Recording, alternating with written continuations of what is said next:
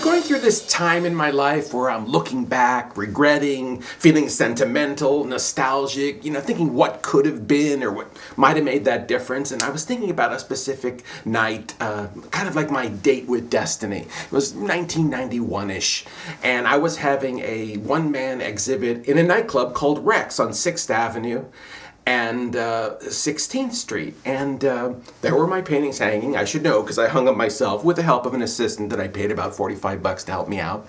It was my opening night at a nightclub, and there were my paintings all around.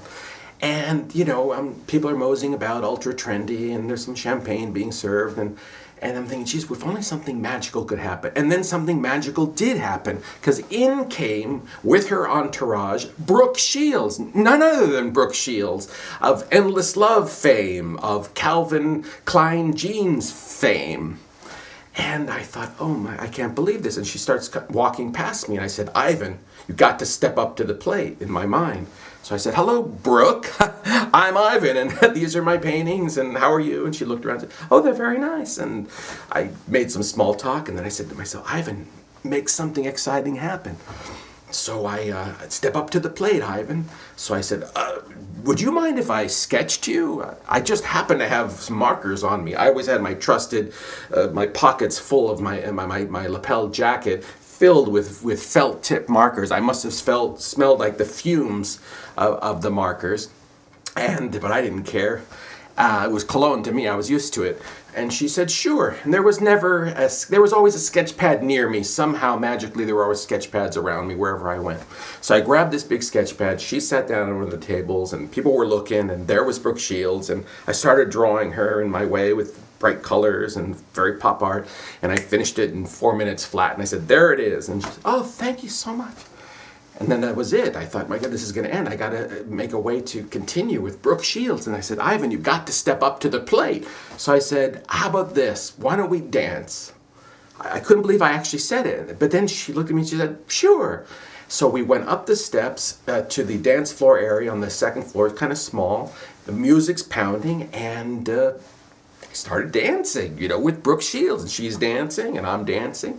And I said to myself, Ivan, you got to step up to the plate, make something even more magical happen. So I reached out my hand for her, and she took my hand, and I reached out my other hand, and then I said, Ivan, do the European disco style dancing that you learned when you were 16 years old from another 16-year-old girl who taught you how to do Euro disco dance. So we're starting to go like this. I'm dancing with Brooke Shields. I'm holding both her hands.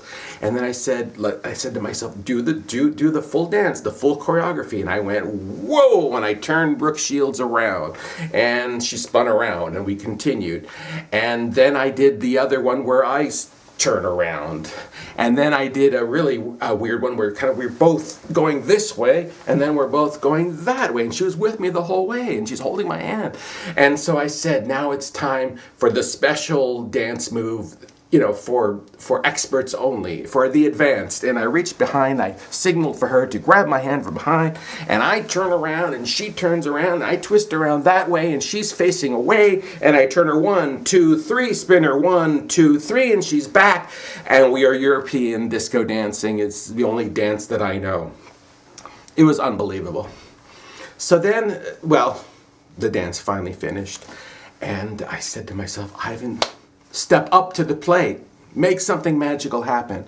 And so I said to her, Brooke, could I have your phone number and maybe ask you out sometime? I actually said that to Brooke Shields. And luckily her mother wasn't around. And she said, sure. She said yes to me. And so I brought out my felt tip Pilot black marker, and I grabbed, a sketch pad paper, which, like I said, there was always a sketch pad where they must have floated around me because they were always there.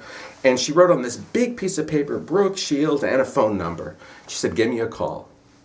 I went white. I was in a cold sweat. I couldn't believe it.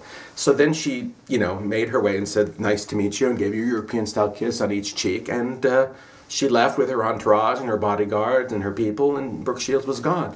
Well, I got a standing ovation from all my friends and everyone that was there. They couldn't believe my guts.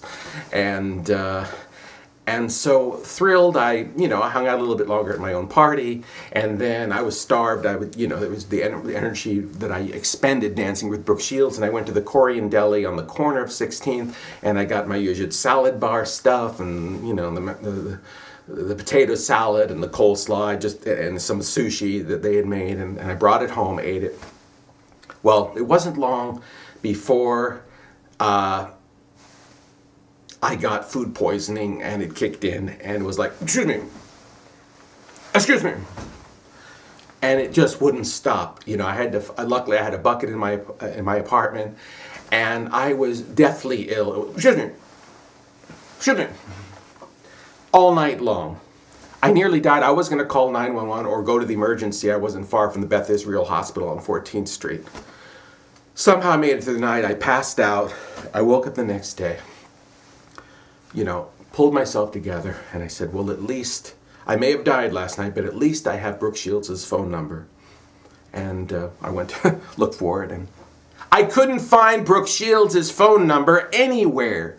I searched high and low, under my loft bed, under the couch. I moved the couch myself with Herculean strength. I looked under my bathtub shower. I had this Parisian-style bathtub shower that was, like a big old tub.